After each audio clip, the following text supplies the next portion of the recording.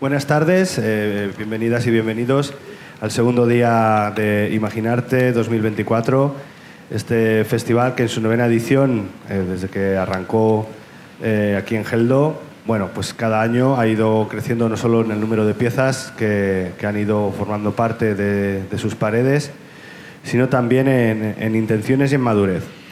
Una iniciativa del Ayuntamiento de Geldo, que aquí a mi izquierda tenemos a David Quiles, alcalde de este pueblo, y ahí sentada está Lola Scritch, que es concejala de Cultura, y que hacen de anfitrión hoy para esta mesa redonda que hemos titulado La cultura urbana en el mundo rural. Así, a grandes rasgos, la cultura urbana en el mundo rural. Y ahora hablaremos de ello. Sí, también quiero disculpar a María Ángeles Llorente, la concejala de Cultura de Cheste, porque por obligaciones institucionales en su pueblo no ha podido finalmente acercarse para hablar de lo que es el festival que hacen en Cheste, que es Grafitea. Y va su disculpa para todas y para todos vosotros, también para los que estáis aquí hoy en esta mesa. Agradeceros a todos que os hayáis prestado a venir, y os lo voy a ir presentando para que sepáis quién es quién. Tengo aquí a mi izquierda a Franz Campoy, acá Osis 86, que es director de la Escuela de Arte Urbano de Quintanar de la Orden de Toledo y que está este fin de semana además pintando, abriendo muro, que decimos, ¿no? Abriendo muro aquí en Geldo.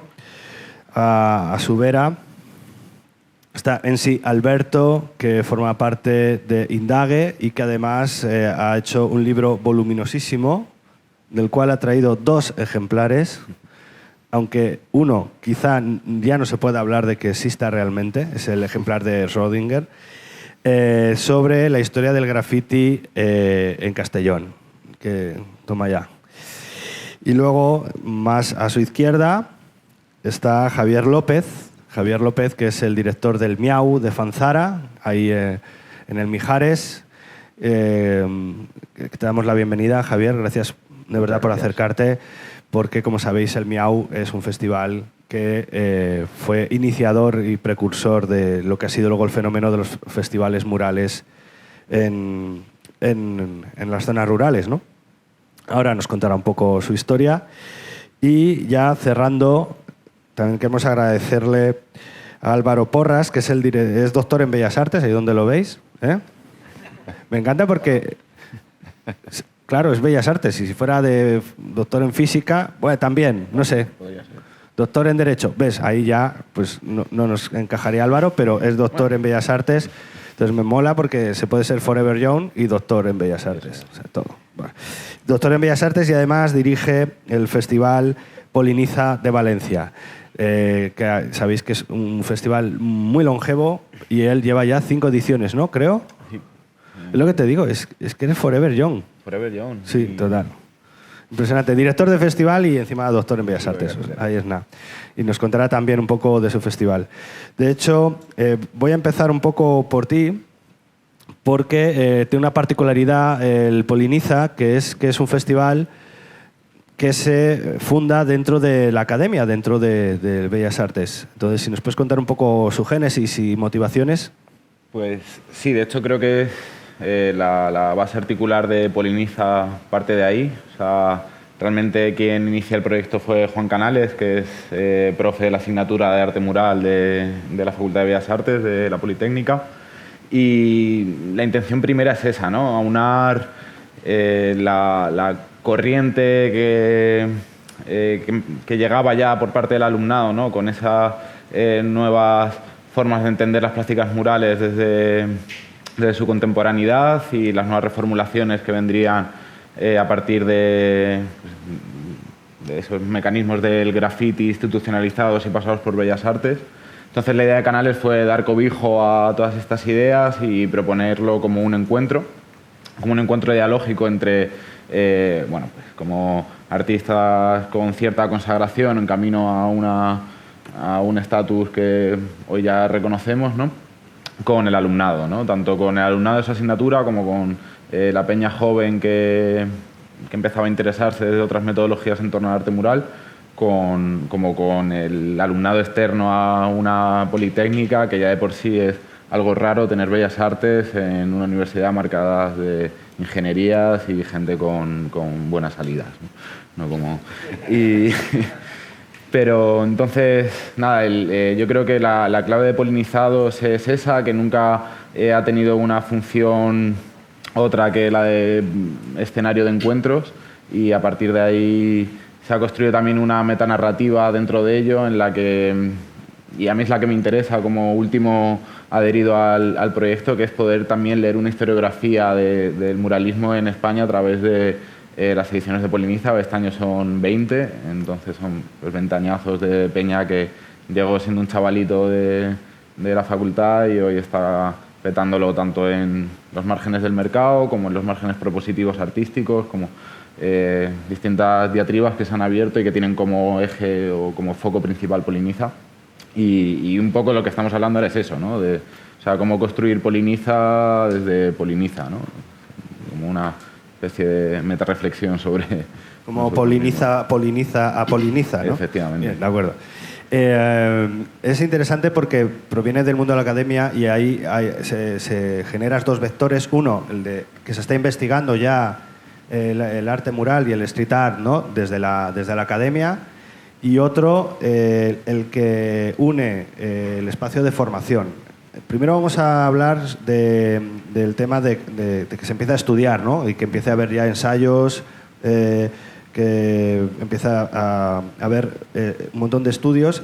Se ha hecho desde la academia, pero también tenemos aquí a Ensi Alberto, que él pues lo ha hecho desde un espacio, ¿no? Desde la propia cultura, y tú vienes del mundo del rap, Ensi Alberto, pero también del mundo del periodismo musical, y empiezas a investigar y a indagar en esto para generar, en concreto en Castellón, esa historiografía, ¿no? del arte mural. ¿Cuándo arrancas? Exacto. Yo empiezo a acumular cosas y a investigar porque había poca historia en la prensa, o lo que había era un poco edulcorado a lo que yo conocía, y todo esto se retrotrae hace 40 años, desde que yo vi la película Beat Street, y me causó tanto impacto, ¿no? Que a partir de ese momento empecé a entender y a saber lo que era lo que a mí me gustaba y lo que me llamaba a mí la atención, y empecé a investigar ya y a recopilar datos, que es lo que he plasmado en el libro un viatge per les parets de Borriana Vinaròs, Orígens del grafiti a Castelló. Es un libro que habla sobre todo de los orígenes, tanto desde la prehistoria, de lo que tenemos aquí en todo lo que es el arco levantino, el arte rupestre, hasta el arte, el Museo de Arte Urbano al aire libre que hay en Castellón, de los años 80, lo cual convirtió a Castellón en ciudad pionera a nivel estatal del arte urbano, que eso poco se sabía. Y luego ya, con toda la influencia de estas películas, Beat Street, Breakdance, todas las películas que se exportaron aquí en los cines aquí castellonenses, en toda la provincia, y empezaron a calar entre gente como yo, y se empezó a generar ya lo que es el graffiti perteneciente a la cultura hip hop. El libro ahonda sobre todo en los años 80 y 90, pero luego también hace un recorrido, unos ápices del legado actual, sobre todo de ese legado que hay en el muralismo aquí en la provincia. Y era muy importante reflejarlo porque el tema de los orígenes del graffiti en la provincia de Castellón, porque hasta ahora siempre que se habla de graffiti a nivel estatal, pues se habla de ciudades como Madrid, o ciudades donde Zaragoza o en Andalucía, donde estaban las bases americanas. Y ¿no? En Castellón también están los orígenes del graffiti hip hop. No hemos tenido ninguna base americana.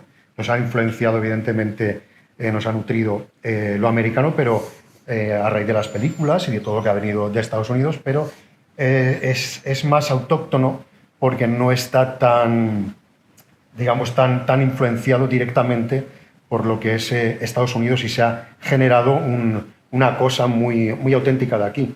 Quizá un poco más naif por el hecho de ese desconocimiento y querer adaptarlo a la zona o ir construyéndolo de manera propia, Y todo eso, pues yo también soy licenciado en Bellas Artes por la Universidad Politécnica aquí en Valencia, y todo eso hace que queramos aquí un poco difundir, y es lo que nació en mí ese interés por querer publicar el libro a través del Institut Valencià de la Llengua y de la Concejalía de Cultura de Burriana. La antigua, ¿no? Porque sí. Ahora, la que estaba más burros que burrianos. en el año 2023, 22. De acuerdo. Bueno, pues eso es muy interesante. Cuando dice graffiti hip hop, es que es aquella arte mural que pertenece a la cultura hip hop, que tiene muchas aristas, tiene muchas variantes, que no siempre tenía pretensiones artísticas, sino muchas veces eran de pura expresión, de cultura, de reivindicar el yo, la existencia en sí también de quien hacía ese graffiti. Bueno, es todo un mundo que uno se puede perder en eso, pero también conectamos, cuando se ha hablado de las pinturas rupestres, y ahí entra también el tema de la academia, con la parte del arte mural, que esto lleva acompañando al ser humano toda su vida, desde las cuevas rupestres, pasando por los frescos de cualquier iglesia. Aquí en este palacio también podéis ver algunas interacciones, aparecen de repente algunos dibujos en las paredes que han rescatado con buen tino en la restauración de este espacio. Bueno, y llegamos hasta el punto, después de 40 años de algo que nace en los suburbios de Nueva York y se desarrolla por todo el mundo, como con la cultura hip hop, ¿no? Con todas sus formas de expresión, llegamos a un punto en que hay tanta tradición, tanto que ya se puede generar un marco pedagógico del mismo, ¿no? Entonces ahí, Fran, me gustaría, uno, ¿por qué de repente entiendes que hay que, y esto también se lo extiendo, por supuesto, a Álvaro, ¿no? Que también tenéis allí un espacio de formación, o sea, que ya se puede enseñar en concreto arte mural, y en tu caso luego, ya de cierre, me gustaría que ¿por qué en un pueblo y no en un espacio urbano?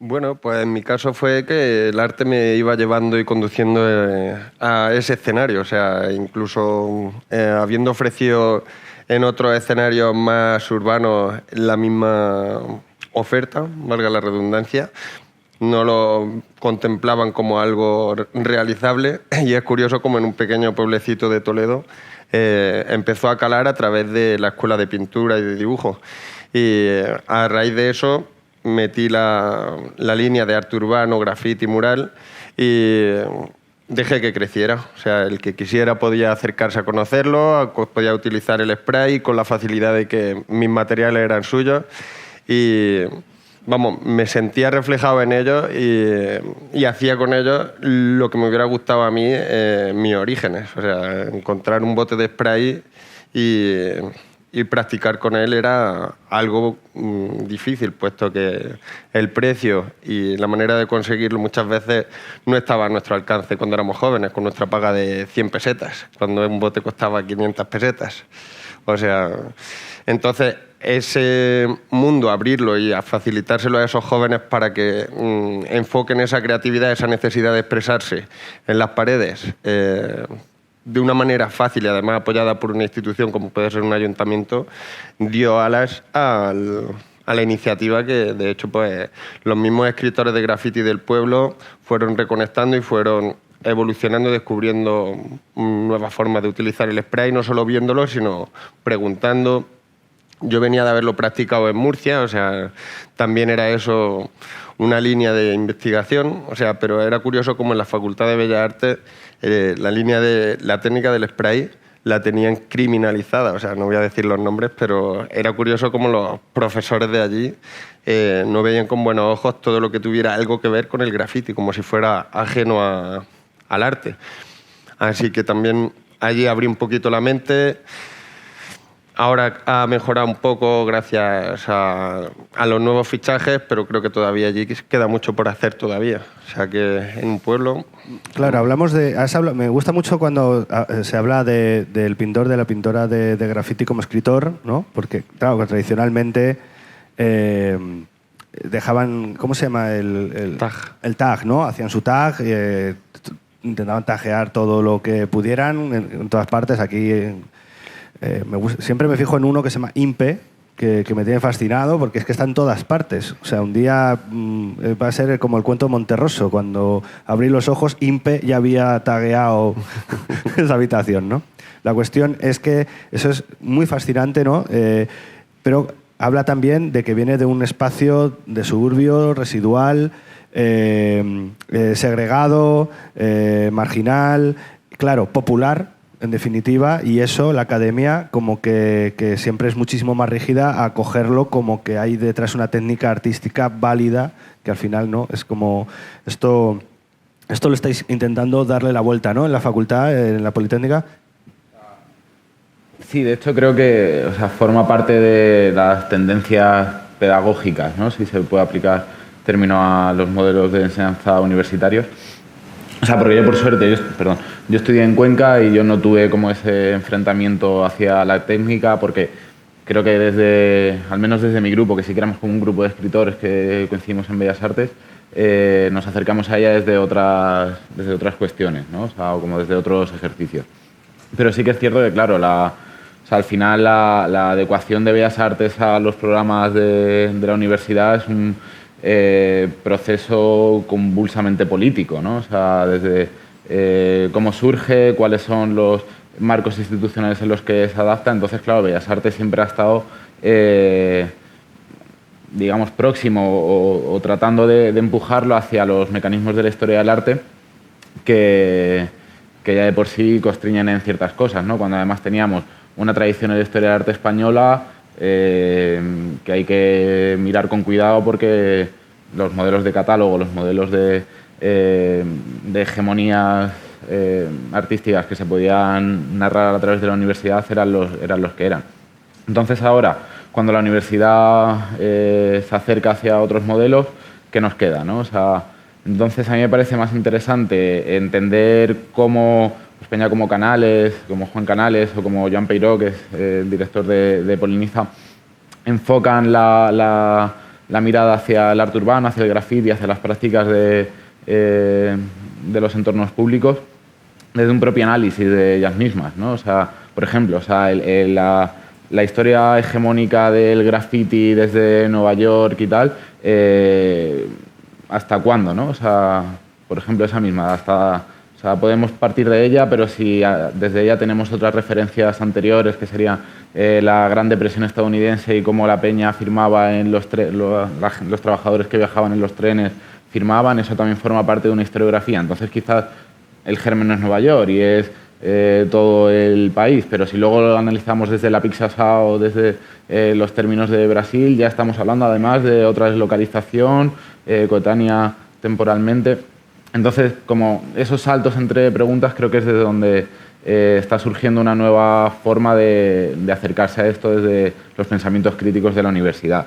Además de que hay ciertas universidades, como es la Politécnica, que como tiene pasta y recursos, puede habilitar talleres para que la peña aprenda los básicos de lo que decía Loni, cómo coger el muro, a cómo blanquearte una pared, a cómo encalártela, ¿no? Entonces, cosa que sí que yo creo que a unas generaciones más mayores, que yo tampoco es que lo sea mucho, no lo tuvimos y se agradece, pero creo que los ejercicios fundamentales están ahí, ¿no? En que la universidad está empezando también a ofrecer preguntas sobre ciertos marcos establecidos que tenemos mentalmente y que creo que nos hemos construido también en búsqueda de una identidad que también pueden ser tensionados y se pueden revisar, ¿no? Y remirar.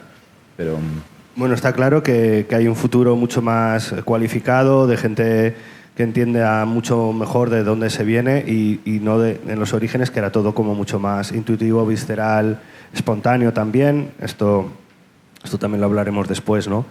Esto por la parte así un poco más formativa, academia y tal, pero luego está el tema de la industria. Si algo ha sucedido con la cultura hip hop y en concreto con una de sus formas de expresión, el graffiti, ya trasladado a street art, a arte mural, es que bueno, las industrias culturales y la mercadotecnia pues ha proliferado muchísimo la profesionalización del mismo, hasta el punto que hay auténticas estrellas mundiales del arte mural.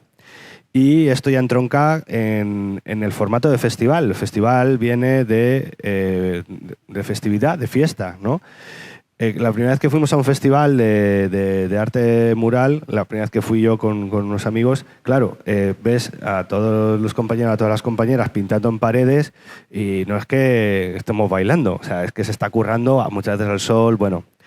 O sea, que me parecía curioso ese concepto. Pero entonces, bueno, conocimos a Javier López, y ahí en Fanzara, este documental que seguimos en construcción con él, y nos contó un poco la historia de por qué de repente surge allá el Miau y que tuvo unos objetivos muy concretos. Bueno, ¿por qué decides utilizar el arte para mediar? Eso en una problemática que había en Fanzara, pero sobre todo porque escogiste en concreto el street art y el arte mural en una zona rural tan enclavada en el interior del Mijares como es Fanzara.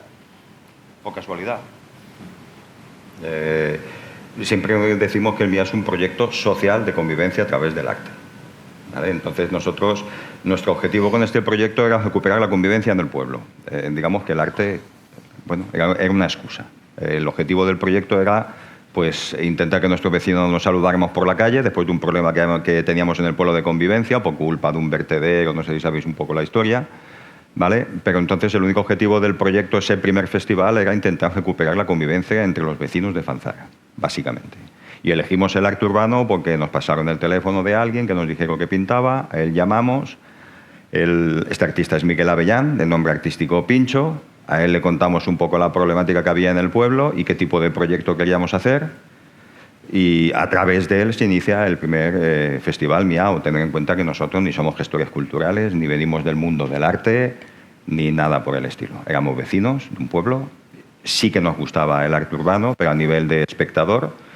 Y bueno, como tuvimos la suerte que el primer teléfono que nos pasaron era de este artista, pues lo enfocamos hacia el arte urbano. Si hubiéramos pillado a un artista que se hubiera dedicado al teatro, pues a lo mejor teníamos un festival de teatro, ¿no? Entonces, básicamente fue una casualidad. Si te hubieran pasado el teléfono del difunto Arévalo, ¿hubiera sido de humor? Bueno, no lo sé exactamente, pero la idea primera del proyecto era hacer un proyecto donde invitáramos gente al pueblo. Sí que teníamos claro que el proyecto lo queríamos enfocar hacia el arte o la cultura, pero sin saber bien en qué disciplina. ¿Vale? Sí que es cierto que lo más fácil que nos parecía era pintar algunos muros, pero la gran suerte que tuvimos es de contactar con Pincho, contarle el problema, que él se implicara, y bueno, él fue el que convenció a 21 artistas urbanos, para que vinieran a pintar en el año 2014 en el pueblo, y a partir de ahí se inicia el proyecto. ¿Vale? Pero básicamente fue por casualidad, o sea, porque tampoco no conocíamos a nadie dentro de este mundo. Estuvimos 3 años para poder llevar este proyecto adelante porque no conocíamos a nadie dentro del mundo del arte urbano. Yo siempre que pienso en Miau en el festival, siempre digo, wow, ¿no?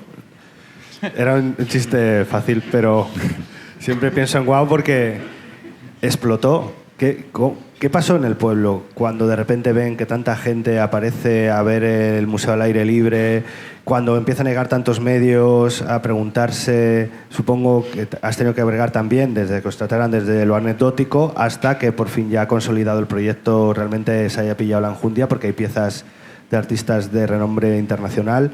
¿Cómo has llevado la gestión de todo esto una vez superado aquella polarización, ¿no?, con el vertedero, y ya cuando ya se instaura el Miau en Fanzara, hasta el día de hoy, que sabemos que estás volviendo a tener que guerrear por la supervivencia del mismo? Bueno, pues a partir de ese primer festival, en ese primer festival digamos que aprendimos. Ese primer festival fue como si fuera un máster en organización de festival y sobre todo de poder tratar con gente. ¿Vale? Y tener en cuenta que el primer festival fueron 21 artistas. Nunca más volveremos a invitar a 21 artistas. ¿Vale? Porque es demasiado trabajo y sobre todo, como decimos siempre, nosotros somos un proyecto social y nos gusta que los artistas que vengan pues estén bien tratados, que puedas estar por ellos. Entonces, contra más artistas tienes, más complicado es eso. Y la base fundamental del proyecto es social. Así que en ese primer festival aprendimos a gestionarlo y luego sí que ya nos cogimos un poco en serio el proyecto a nivel artístico. Ese primer año fue aprender y ya a partir de ese año pues ya intentamos tomarlo en serio, ya que no sabemos por qué empezó a subir gente al pueblo, la prensa se interesó por el proyecto, no sabemos por qué. Siempre decimos que este proyecto nosotros siempre vamos surfeando en una ola y bueno, mientras caiga ola, pues allá vamos y el día que se acabe la ola, pues se ha acabado. Pero sí que es verdad que hemos tenido la gran suerte que todos los artistas que han pasado pues se lo pasan muy bien, están muy a gusto en el pueblo durante esa semana y cuando se van y van por ahí y conocen a otros colegas, pues les dicen, hostia, pues allí nos lo pasamos muy bien y suponemos que eso es lo que hace que los artistas quieran venir al proyecto en las condiciones que nosotros tenemos, que es que no pagamos un caché al artista, ¿vale? Lamentándolo mucho, pero bueno, eso es un debate que hemos tenido siempre dentro del proyecto y normalmente a los artistas que pasan siempre le preguntamos qué os parece, si deberíamos pagaros o no, y al final todos nos dicen que lo dejemos como está, que el proyecto es ese, así salió y así lo han aceptado los artistas y quieren venir. Y entonces, por eso siempre decimos que es un proyecto social, porque el artista que viene voluntariamente a colaborar en el proyecto y todos los vecinos del pueblo colaboran voluntariamente en el proyecto, ya sea cediendo su pared, alojando a los artistas, haciendo las comidas y cenas durante el festival, custodiando una exposición, estar en el punto de información. O sea, hace falta que se involucren muchos vecinos a la hora de organizar el festival. Aunque el festival lo gestionemos 8 personas, luego hace falta que todos los vecinos colaboren en ese proyecto. Si no, sería imposible gestionar un proyecto de este estilo, teniendo en cuenta que no solamente invitamos a artistas que pintan. Durante el festival nosotros aceptamos a artistas de cualquier disciplina artística, porque al final el Miau es la convivencia que se genera esos días entre los artistas que invitamos y nuestros vecinos. Eso es el Miau. Luego, pues que te pinten, te hagan actuaciones, todo está de puta madre, pero la base fundamental del proyecto es la convivencia que se genera esos días en Fanzara, sobre todo teniendo en cuenta las generaciones de gente que se encuentran durante el festival. Siempre decimos que el Miau, por las generaciones que se encuentran allí, es un festival de abuelos y nietos, porque nuestros vecinos, el 75% es gente ya jubilada o de 70, 80 años, que son nuestros voluntarios, y entonces siempre ha sido un saber que cuando nos planteamos este proyecto nos daba un poco de miedo eso, ¿no? Que las diferencias entre generaciones, pues no sabíamos cómo nuestros vecinos iban a aceptar el proyecto. Y la gente joven que viene, pues trato con gente de 80 años durante mucho tiempo, pues tampoco han tenido. Entonces había falta ver cómo congeniaban esas dos generaciones y la verdad es que nos hemos dado cuenta que en este proyecto ha calado más entre la gente mayor del pueblo que entre la gente joven. ¿Vale? Parece que sea un proyecto de gente joven y, sin embargo, los que más lo disfrutan es la gente mayor. Entonces, eso sí que ha sido una sorpresa para nosotros. Después de tantos años, está perfectamente instaurado en la agenda del pueblo. O sea, yo siempre, como gestor cultural, mi mayor pretensión en el rural es generar nuevas tradiciones. Es decir, que un día de estos, dentro de 100 años, digan, oye, ¿por qué por San Cosme se pintan las paredes? Pues, ¿me entiendes? O sea, algo que ya se ha perdido en la memoria de los tiempos de por qué se hace, porque así nacieron casi todas las tradiciones de las que ahora festejamos y disfrutamos, ¿no? O sea, ese abrir la agenda habla de una aceptación muy grande en el pueblo. ¿Qué pasa cuando de repente cambia el signo político y es la institución la que intenta poner un palo en las ruedas al proyecto? ¿El pueblo cómo ha reaccionado ante eso? ¿Tú cómo lo estás gestionando? Bueno, hay que entender que el proyecto empieza desde el ayuntamiento. Bueno, el grupo que somos Miau, antes hemos sido Plataforma Antivertedero, después fuimos Ayuntamiento y ahora somos Miau. Entonces el proyecto sale en el último año de legislatura, que estábamos nosotros, que ya estamos hasta los mismísimos del Ayuntamiento. Entonces, pues ya cuando dejabas el Ayuntamiento, pues nos daba un poco de cosas, decir, a ver si nos vamos, a ver quién va a entrar. Entonces lo que decidimos fue sacar el proyecto del Ayuntamiento y crear una asociación sin ánimo de lucro, que es la Asociación Miau. Y a partir de ahí es como se gestiona el proyecto. Y bueno, hemos estado 10 años tranquilamente. Creo que los vecinos del pueblo sí que lo tienen ya un poco institucionalizado, lo que es el proyecto. Pero bueno, este último festival en el año 2023, pues bueno, invitamos a Elías Taño. Siempre decimos que intentamos a los artistas que vienen a pintar al pueblo, pues no les pedimos ningún boceto, les decimos que vengan sin ninguna idea clara de lo que van a pintar y en esos primeros días que estén en el pueblo, pues bueno, de lo que hablen con los vecinos, de esos primeros días de convivencia, si es posible que de ahí surja la obra, ¿vale? Si no, pues no pasa nada, uno pinta lo que habitualmente pinta, lo que le apetezca y ya está. Pero bueno, este año pues Elías estuvo almorzando en un almacén de un vecino y básicamente es un homenaje que le hace a ese vecino del pueblo. pero también incluyó una frase de Los Chicos del Maíz, de la canción Mi Patria Digna, que dice: la única patria digna de este país aún sigue en cunetas. Y bueno, eso, por lo que nos dijo el ayuntamiento, pues había herido la sensibilidad de algunos vecinos, que lo quitáramos. Entonces, bueno, eso va totalmente en contra de lo que es la filosofía del proyecto Miau. Por eso decidimos paralizar el proyecto en el año 2024, porque en esas condiciones era imposible hacer el proyecto ni invitar a ningún artista. Y bueno, nos vimos obligados a pedir informes tanto al Síndic como al Consell Valencià de Cultura y plantarnos delante del ayuntamiento en que si seguían por ese camino de crear una ordenanza en que se iba a pedir un boceto previo y no se podía pintar de ciertas cosas, pues que no tenía sentido el Miau. Para nosotros el Miau no es un proyecto turístico. Entonces, digamos que coartar la libertad de expresión de los artistas simplemente para contentar a vecinos y que lo que se pinte sea todo bonito y arte blanco y que no nos transmita nada, pues entendíamos que era imposible encajarlo dentro de la filosofía del Miau, y por eso decidimos paralizar el proyecto. Y si hubieran seguido adelante hubiéramos al juzgado, y si hacía falta tapar las pinturas, pues las hubiéramos tapado porque no era el proyecto Miau. Hubiera sido otra cosa. Wow, digo, Miau, perdón. Me estoy liando con esto y ya no tiene gracia. Ese arévalo que se me ha metido dentro. Toda esta problemática es bastante... O sea, todo lo que estás hablando abre también dos vectores. Uno, el de la propia pedagogía desde la organización-institución con las vecinas y con los vecinos para mediar entre la propuesta artística, respetando esa radical libertad de expresión, y también intentando que pueda ser entendida de alguna manera, ¿no? por quien va a prestar esa pared, ¿no? Que es un trabajo muy arduo y muy valioso, muy valioso. Aquí tenemos a David Quiles, desde Imaginarte, que nace también a iniciativa del ayuntamiento, y que, elegís un modelo de concurso, por decirlo de alguna manera, para poder hacer una preselección que luego ofrecéis a las paredes o con los espacios ya que habéis pensado. Pero por otro lado también habéis tenido que acoger, por ejemplo, un mural que es el dedicado a las mujeres. ¿Dónde era? Carabanchel fue, creo, donde en Ciudad Lineal, ¿no? Ese mural que vandalizaron, nunca mejor dicho, en Ciudad Lineal. Decidiste acogerlo. ¿Cuándo arranca Imaginarte? ¿Cuál es su pretensión en este caso? Y hacia dónde queréis que se dirija. Bien, pues nosotros entramos en el 2015 en el ayuntamiento y fuimos detectando pues cómo era la idiosincrasia de Geldo, cómo fluían las corrientes dentro del pueblo, y apreciábamos que había una cierta falta de autoestima, ¿no? O faltaba un cierto orgullo que en otros pueblos sí que veíamos fuertemente arraigado, y que aquí, quizá por la proximidad de un gigante en comparación como es Segorbe para con Geldo, pues que estaba un poquito el pueblo adormecido.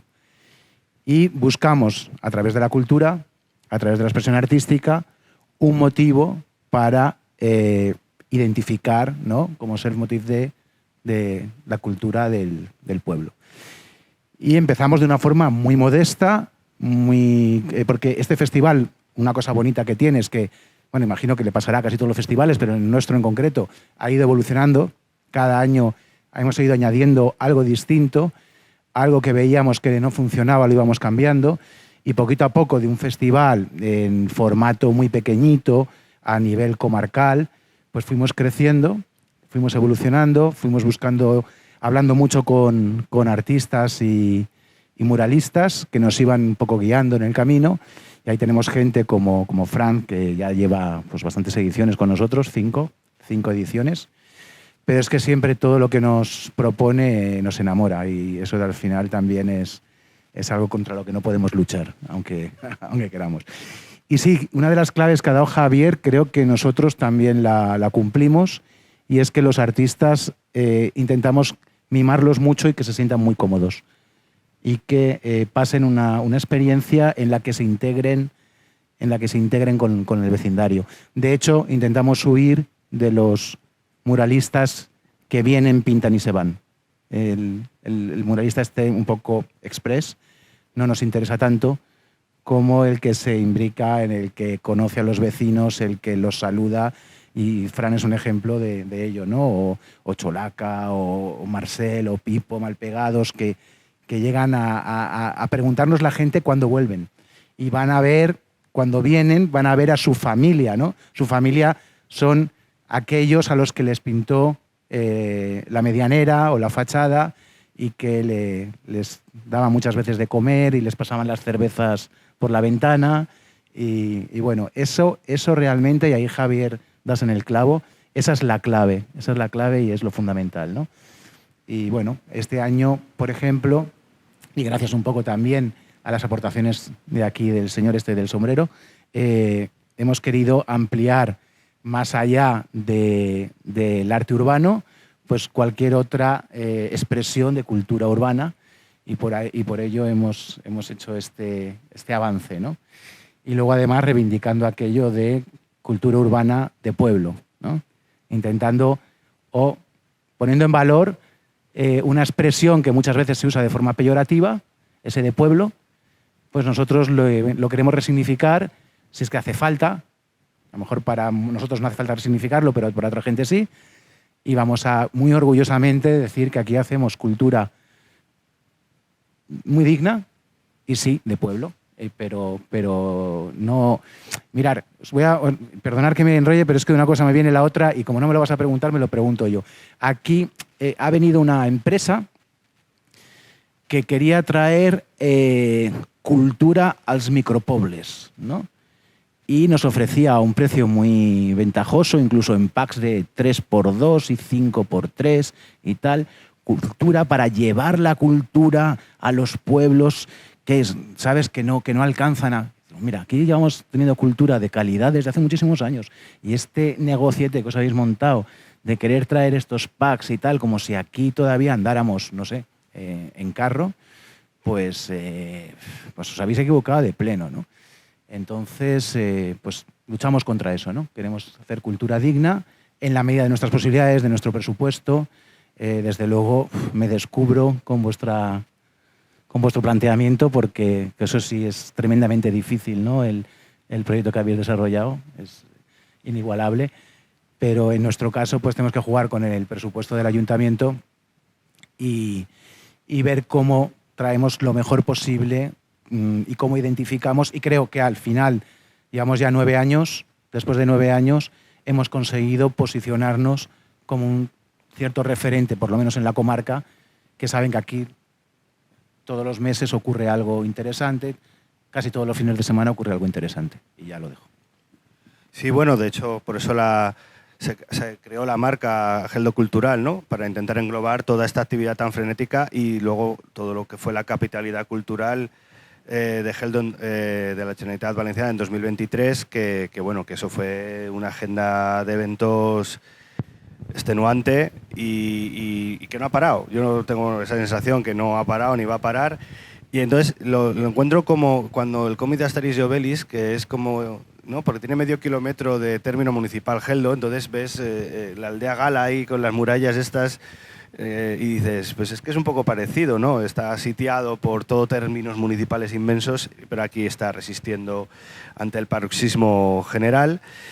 Pero bueno, vamos a entrar un poco a la harina, que es donde sí me gustaría... Esta es una pregunta general, podéis disparar quien quiera y cuando quiera, pero cuando hablamos de cultura urbana hablamos de un contexto en el que ésta se crea y se genera y de un imaginario, digamos, que exhibe, que entra arrolladoramente por los teléfonos móviles, por los medios en el mundo rural, que todas nuestras jóvenes tienen al alcance de su mano ver un mundo que cuando levantan los ojos de esa pantalla y miran lo que tienen alrededor no coincide con el mundo rural, con los paisajes, con el paisanaje, con todo lo que sucede, ¿no?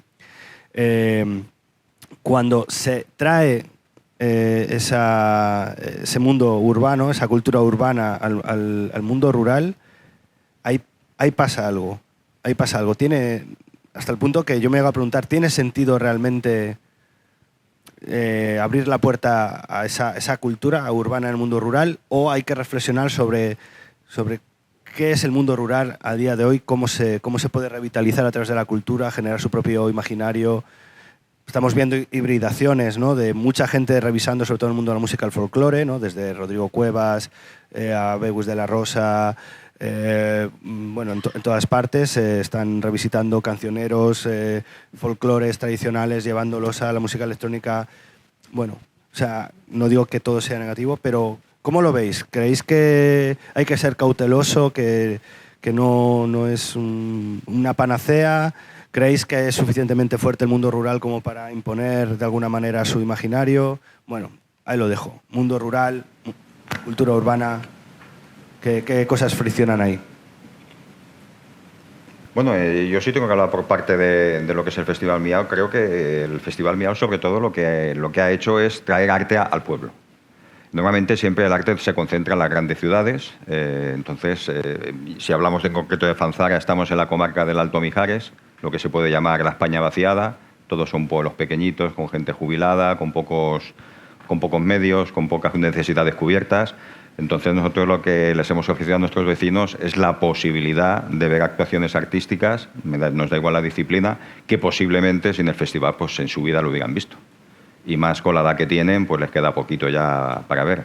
Por eso sí que entendemos que nuestros vecinos, sobre todo la gente mayor, lo ha cogido con una necesidad de cosas nuevas. Cuando uno se jubila, que tiene poco que hacer en un pueblo, de pronto una semana un poco loca, que se convierte con gente extraña, gente de diferentes países. Al final ahí se produce un intercambio, ¿vale? Es traer el mundo de la ciudad al pueblo, pero los artistas también tienen la posibilidad de vivir una semana en un pueblo, de irse con el vecino a la huerta cuando va a plantar los tomates, que posiblemente en su vida se pensaría que los tomates solo están en el Mercadona. Entonces creo que sí que ayuda, no a todos, pero sí que muchos artistas pues nunca han visto dónde se plantan las patatas y dónde salen las patatas ni las cebollas. Entonces siempre pensamos que ha sido un poco un intercambio cultural, la cultura del pueblo, y bueno, los artistas que vienen pues vienen con arte. Y por lo tanto creo que nuestros vecinos salen ganando y los artistas pues también se llevan una buena experiencia también. Entonces creo que al final es un intercambio de vivencias también. Bueno, ¿qué? ¿Qué hablo yo o qué? Venga.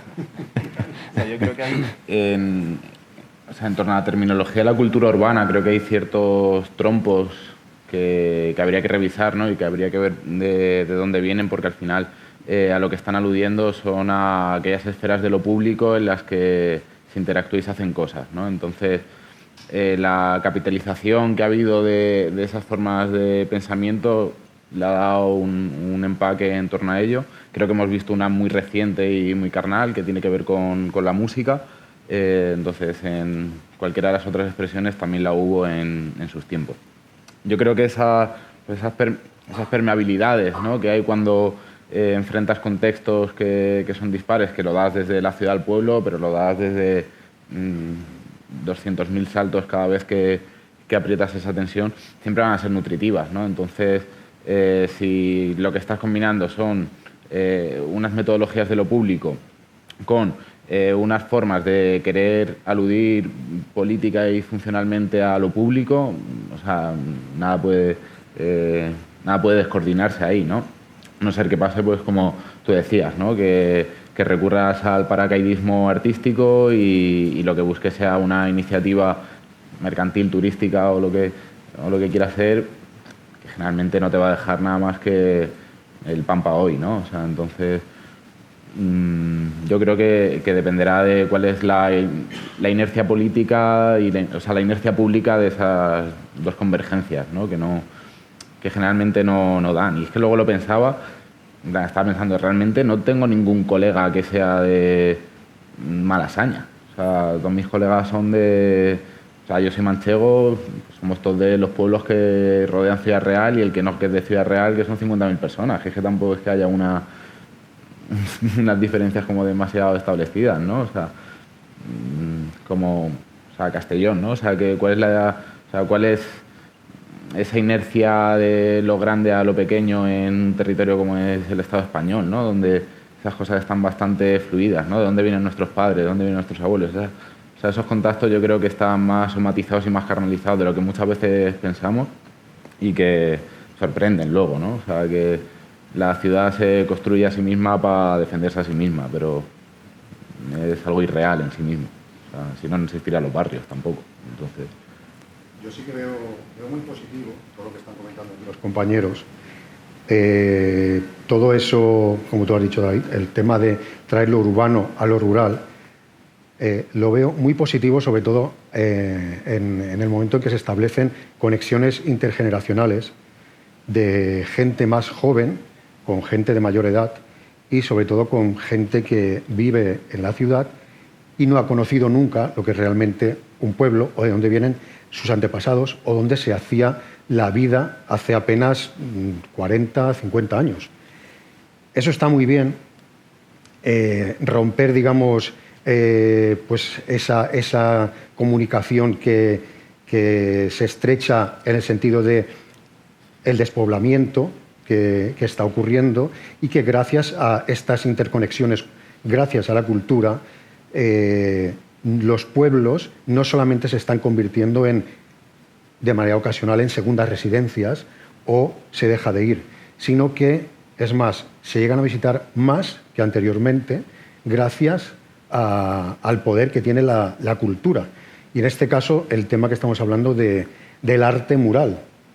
Es un poco volver realmente a nuestros ancestros, a lo que nos llama la atención. Y estamos generando arte libre, democratizándolo, y no solamente ir a grandes capitales, a museos, o por ejemplo a IFEMA, a ver una mega exposición de Banksy, que te vale 60 euros la entrada, y todavía no sabemos quién es, o sea que, ¿no? Y además eso es arte mural, para mí entre comillas, ¿no? Porque no sabes si es una empresa, es un artista o qué, pero ¿cómo puedes pagar para eso y al mismo tiempo simultáneamente estar persiguiendo a la gente que está practicando arte mural por la ciudad? Es un poco esas incongruencias del sistema capitalista, ¿no? Que todo lo devora, incluso saca negocio de lo que persigue. En ese sentido, vuelvo al positivismo que veo de cómo está siendo muy bueno la cultura para trazar esos lazos intergeneracionales, y lo único que veo negativo es el hecho de que creo que ahora mismo estamos en el punto de inflexión de o esto se estabiliza y tenemos claro lo que es, o caeremos de nuevo en desde la ciudad mirar de manera paternalista al pueblo y caer en ese ruralismo de postal, ¿no? Y peligrosamente empezar a potenciar cosas retrógradas del folclorismo. ¿A qué más específicamente me refiero con eso? Pues, por ejemplo, está claro que hay cosas que se están revitalizando gracias a la cultura, en cuanto, por ejemplo, a la música o tradiciones que enriquecen, y, por ejemplo, poniéndolo en un extremo, ¿no? Hay que tener mucho cuidado de, por ejemplo, revitalizar según qué cosas, ¿no? Porque, imagina, voy a decir una cosa que es un poco políticamente incorrecta, pero, o quizás un poco bestia, pero, claro, una cosa es tirar una cabra desde un campanario, ¿no? Eso mejor dejarlo donde estaba y no revivirlo. Pues a eso, exagerándolo un poco, es a lo que yo me refiero, que ahora mismo estamos en ese punto de inflexión, en recuperar lo bueno, lo que realmente es folclore en cuanto a tradición y que hay que seguir manteniendo, y sobre todo conviviendo las nuevas generaciones con las antiguas y enriquecerse mutuamente, pero sobre todo conviviendo. Me gusta más utilizar la palabra convivir que integrar, porque integrar, la palabra lleva implícito que uno de los dos deja atrás algo de lo suyo, porque se integra. Si convive, los dos se respetan mutuamente y conviven teniendo los dos, pues cada uno respetándose su manera de visión del mundo o de interpretar el arte, cualquier tipo de sus manifestaciones artísticas. Bien, yo soy más de la opinión que las barreras entre lo rural y lo urbano se han ido difuminando mucho. No es lo mismo, cuando yo recuerdo cuando era pequeño, venía por aquí, se veía la 1 mal y ya está. Y la UHF, ¿no?, que era la 2, directamente no se veía. Y donde todos esos movimientos culturales que surgían en las ciudades tardaban en llegar mucho a las poblaciones rurales, al interior. Ahora eso ya ha desaparecido, esa barrera. Nuestros jóvenes están conectados a Instagram, a Facebook, a Twitter. Tienen la TDT, tienen 1000 canales, exactamente igual que un chico que se cría en una ciudad, con lo cual reciben prácticamente las mismas influencias. Es verdad que las nuevas corrientes suelen surgir de la radicalidad, ¿no?, de la marginalidad a veces, surgen nuevas corrientes que pueden tardar más en llegar, o surgen allí, pero luego se extienden por igual en todos los ambientes. Quizás desde la ciudad sí que todavía puede haber alguna cierta medida, como antes comentaba con esta empresa, ¿no?, una cierta mirada paternalista hacia los pobrecitos que no alcanzan a tal. Pero yo con mis hijos criados aquí, yo me crié en la ciudad, mis hijos se han criado en esta comarca y no veo realmente ya diferencias en este sentido, ¿no? Pues a mí me gusta, cuando pienso en qué hace el arte urbano creciendo en los pueblos, simplificarlo y compararlo con la mala hierba. O sea, aquí tengo el ejemplo de esa flor que pinté, que muchos consideran una mala hierba, el diente de león, y es una planta incluso medicinal. O sea, hay una planta preciosa. Esa flor la encontré en un sitio escondido de Polonia, pasaba desapercibido de toda la gente que iba pasando ahí a su lado.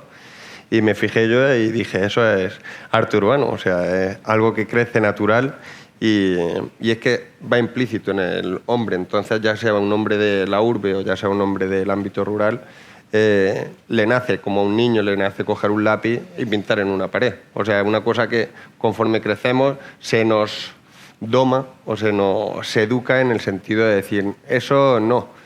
¿Y desde cuándo no?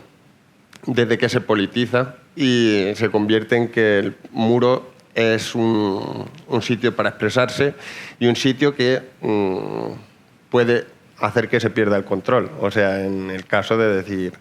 O sea, y también me gusta compararlo con un virus. O sea, entonces lo que me gusta como profesor es poner ese virus, extender ese polen y decir que crezca. Les doy el spray, que fue a mí lo que me enganchó. El mero gesto de apretar con el dedo sobre una pared y pasar todos los días por ese sitio y ir fijándome en las marcas que habían dejado otros. O sea, recuerdo el año pasado con los diálogos estos que se crean entre artistas, de decir, ¿a ti quién te ha influenciado? Y estaban ahí reflexionando, pues a mí me ha influenciado Inti, o sea, todos mencionando ahí artistas súper reconocidos. Bueno, Pipo y Felipe, Pincel, porque lo conocen personalmente, pero yo lo que dije, digo, a mí me ha influenciado el Raja, el Chato, o sea, me han influenciado los 4 vándalos, como los conocía toda la gente de allí del pueblo, y que habían ido a Madrid, habían visto eso, se lo habían traído aquí al pueblo y lo habían extendido, y eso es para mí la esencia, o sea, porque luego ya ahora con internet parece que te influencia Zidane o te influencia Cristiano Ronaldo, pero no, en realidad es el que tiene a tu vecino, o sea, esa cercanía también que se mantiene en lo rural y que en la ciudad parece que a través del anonimato se pierde. O sea, entonces todos esos ingredientes ahí se puede abrir un debate eterno, pero... Esta mañana estábamos en el taller de pintura con spray con los niños y con las niñas y tengo que decir que era impresionante el acto performativo en sí, de no pintar hacia abajo, hacia una mesa, sino de repente estar pintando sobre la pared. Lo que estaba sucediendo, ha habido incluso algún niño y alguna niña que ya ha pillado carrete, ya el papel se le quedaba corto, he encontrado que las paredes era un lienzo estupendo, así que puedo augurar que van a empezar a aparecer tags por aquí, por Geldo de jardín de infancia, o sea que podremos ir al colegio de decirle, oye, Juanito, deja poner Juanito que... Bueno, la cuestión es que sí que ese gesto que tú dices existía. Tengo que decir además que quería aprovechar Imaginarte 2024 para decir que ¿Cómo se llama el grafitero ese que habéis dicho antes? Ese que se paga 60 euros. Ah, Banksy, eso. Banksy soy yo. Soy yo. Me he venido a Geldo para estar de incógnito porque estoy forrado y bueno, tengo ahí un montón de gente en China haciéndome piezas. Bueno, no sé. Banksy hicieron la exposición en Barcelona, fuimos a verla y desde luego que eso está en las antípodas ya de lo que yo considero que es el arte urbano, que es estar en la calle para todas y para todos. Y muchas veces se ha perdido un poco ese romanticismo, ¿no? Del vándal, ¿no? Del que estaba en la calle y tenía que salir corriendo, el que se pintaba un vagón de tren y de repente entra, como digo, en la galería, entra en la academia, entra en la institución. Pero por otro lado, también las piezas han ganado en calidad. A ese respecto os quería preguntar si habéis visto una evolución desde eso que era de, mira, me tengo que hacer aquí el monigote y salgo pitando, ahora estos murales que se pueden tardar una semana en hacer, que necesitan infraestructura. Eso por un lado, si técnicamente ha variado y ahora hay como muchísima más riqueza. Y la otra, si realmente empieza a haber un anhelo. El muro es una forma de expresión, ¿no? Desde la pintada que decía muérete Marichalar, es una pintada que no existe, nunca la he visto, pero que se podía haber hecho perfectamente. Esa forma de expresión, ¿no? Quiero decir, si viendo trabajos y constante, veis que todo ese pasado rural de gente que venimos de gente que ha emigrado a las ciudades, que ha participado en esa cultura, que luego regresa, que luego trabaja en ese contexto del rural, o gente que está en la ciudad que cada vez se siente más atrapada, si realmente los temas, los motivos, ese imaginario, hay algún tipo de tendencia, está cambiando. Por ejemplo, como tú has dicho, ¿no? Hacia esa adventicia, ¿no? Hacia las plantas, animales, hacia un mundo que en realidad ya no se tiene y que se ensueña. No sé si me entendéis la pregunta. Sí, o sea, perdón, voy, porque sí. Es que eres doctor en Bellas Artes. O sea, creo que la poética que se puede generar en cualquier primer boom siempre es insuperable, ¿no? O sea, y que todo lo que va a condicionarse a partir de ello pues va a ser simplemente una referencia o una profesionalización, ¿no? Entonces, si estamos en alguno de esos dos términos, quien está haciendo como la referencia creo que tiene un campo propositivo político desde donde ir actuando, como el que mató a Marichalar o como la piba que pintó Aquí murió un bicho en Lugo, no sé, o sea, todos esos clics, esos disparos, esos modelos espontáneos creo que son rectos y puros y por lo tanto no tienen más juicio que el que se pueda extrapolar a cualquier modelo social en el que convergen. Y luego, por el otro lado, si la otra respuesta era una profesionalización, hostia, yo creo que hay una problemática bastante tocha. O sea, al final el germen en los dos sentidos, en el bueno y en el malo, que ha venido sucediendo al menos en el Estado español, ha hecho también que se acepten o se reconozcan ciertos modelos, ciertas propuestas por encima de otras, y con la inercia de querer participar, de querer pues al final vivir de ello, de querer fundamentar una práctica curricular en torno a estos festivales, hostia, es que ya casi puedes discriminar a los artistas en grupos y subgrupos, ¿no? O sea, están los diseñadores y los realistas. Entonces, dentro de uno, pues los de flores, los de letras y los de no sé qué. Dentro los de realismo, ¿no? Están los de la memoria, los de el paisaje y no sé qué. Es como, bueno, ok, guay, o sea, está bien que llegue a ese marco de institucionalización y profesionalización, pero ¿hasta qué punto estas hegemonías estéticas no nos van a condicionar algo que va a ser jodido de hospital, ¿no? Pues lo que tú decías, ¿no? O sea, ¿qué testigo vamos a seguir dando, ¿no? O sea, ¿cómo vamos a fundamentar culturas y si tenemos que atenuarnos a lo que ya está reconocido y oficializado, ¿no? Y perdemos esa potencia de disparo. Entonces, no sé. Pero eso depende cómo llega el artista al mundo del arte urbano, ¿no? Claro, es fundamental, ¿no? Yo pienso que el artista que viene del graffiti, del escritor de graffiti puro y duro de pintar con spray, es un tipo de muralista, y luego viene la gente que viene ya después de Bellas Artes, no ha cogido nunca en spray y ya te pinta directamente el pincel y el spray lo toca un poco, ¿no? Entonces yo creo que ahí es un poco donde desde mi punto de vista en estos 10 años que hemos visto evolucionar, como al principio los artistas que nos escribían al festival, que venían al festival, pues utilizaban spray, y ahora últimamente hay mucha menos gente que utiliza el spray a la hora de hacer muros, ¿no?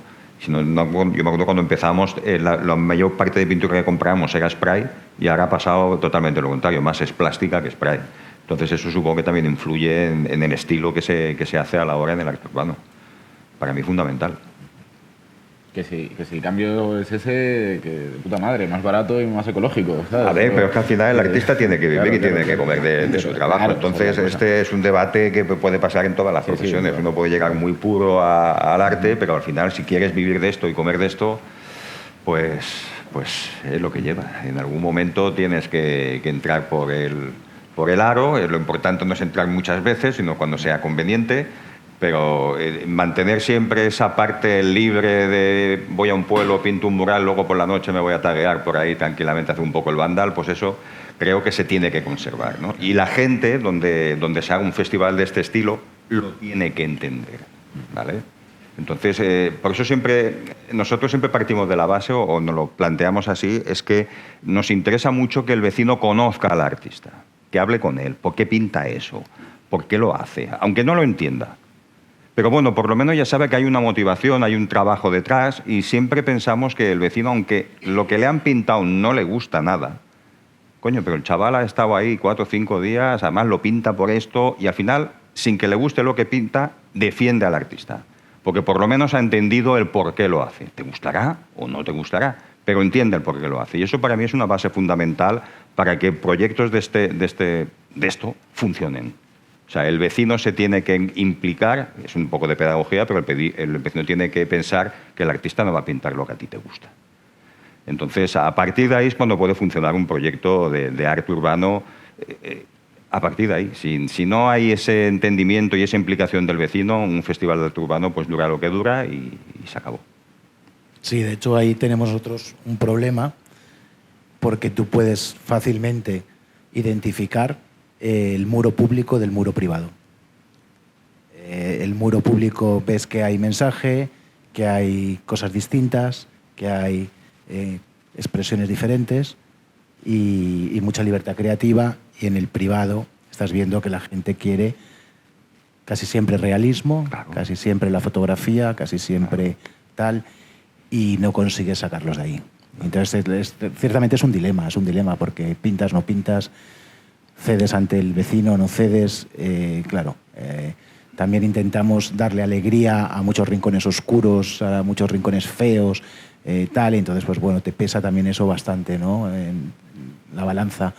Pero sí, tenéis razón en eso, que a veces mi lucha es no les enseñemos fotografías porque las van a querer.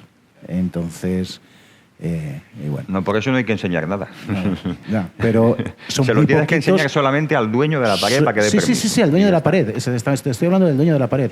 Pero, y muchas veces yo intento, os voy a decir, engañar. Yo engañar en el buen sentido. Yo digo, oye, ¿me dejas la pared para que pinten tal? Y no les enseño. Pero siempre terminan, sí, pero enséñame lo que va a pintar. Sí, y está bien que vean. Sí, que pero es que entonces digan, no, pero es que esto así no me gusta, a mí me gusta más otro estilo, déjame que hable, porque yo quiero que tal, o yo lo que quiero es una moto. Y dices, hostia, no. Entonces ya queda tú con él y arreglaros en el precio y que te pinte lo que quiera en tu fachada. Pero aquí intentamos darle creatividad y libertad para que traigan propuestas. Y hace poquito te acabo de enseñar una opción, un dilema de ayer mismo, ¿no? Y así estamos. Y cuando encontramos a alguien que nos dice, sí, pintad lo que queráis, hacemos una fiesta ese día. Pero, por desgracia, es lo mínimo. Las menos de las veces.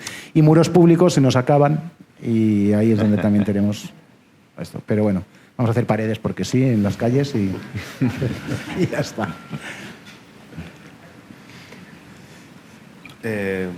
Sí. Bueno, yo a nivel de experiencia personal sí que he ido viendo esa necesidad de profesionalizarse, o sea, y la he visto también en compañeros, de decir, si tienes que dedicarte a esto, y era también esa mina de oro de decir, o sea, yo una forma, y el que me empujó también a acabar siendo profesor, fue ir a los institutos, es decir, te pinto un mural y me pagas en bote, y de esa manera le podía facturar a través de la tienda. Y todos los botes que sobraban me los llevaba en mi casa para seguir trabajando, y luego si salía algún trabajo, entonces era una manera de empezar a aprender lo que en Bellas Artes muchas veces nos enseña, que es ese lado comercial, ese lado de vender tu trabajo, de cuánto vale. O sea, al principio por los materiales, o sea, sencillamente por eso y por seguir cogiendo técnicas, seguir desarrollando, investigando.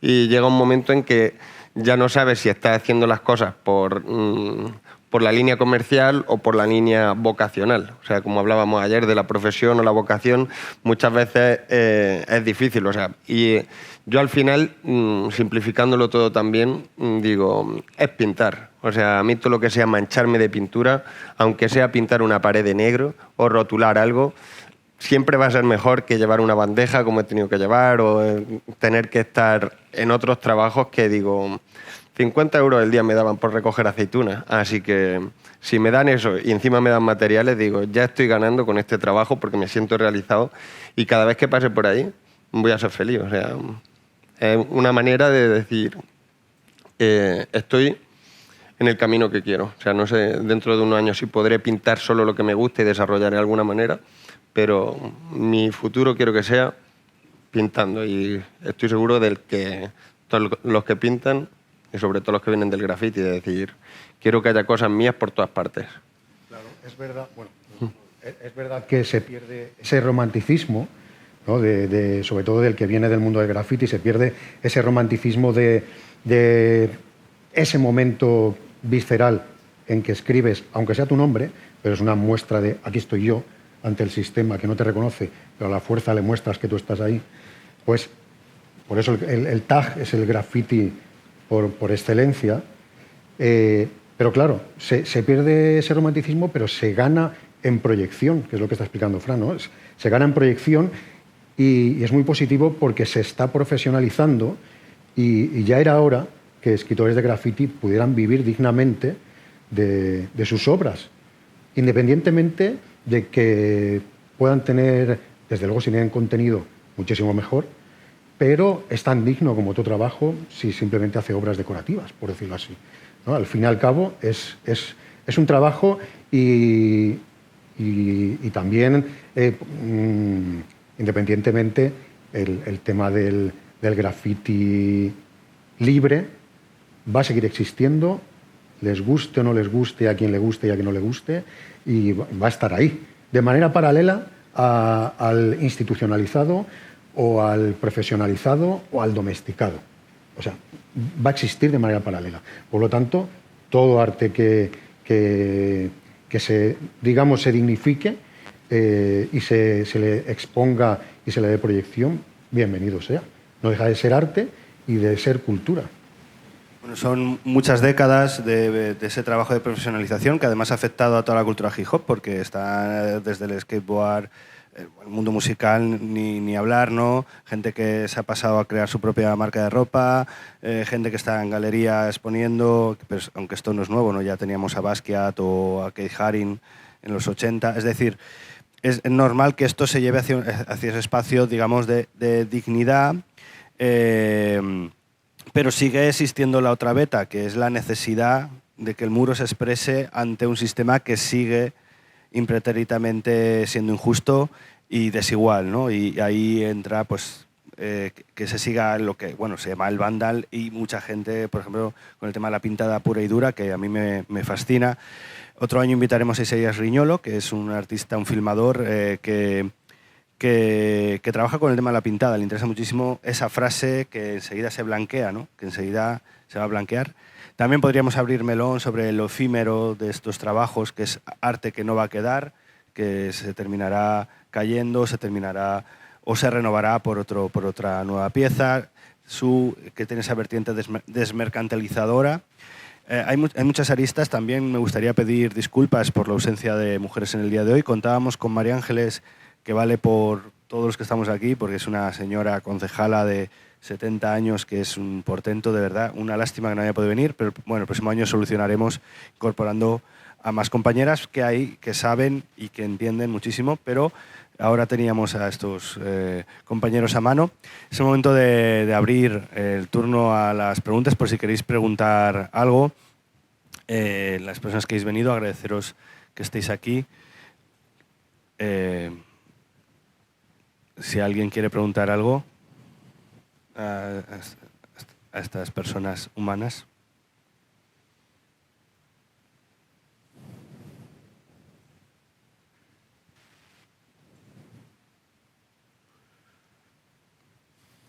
Sí, nadie quiere preguntar nada, está todo clarísimo. Bueno, pues yo creo que vamos a terminar entonces así. No, es que se está grabando para que... Vale, yo remarcar lo que ha dicho David, que cuando vino la idea era que Geldo cogiera autoestima y creo que es algo que sí que se ha conseguido.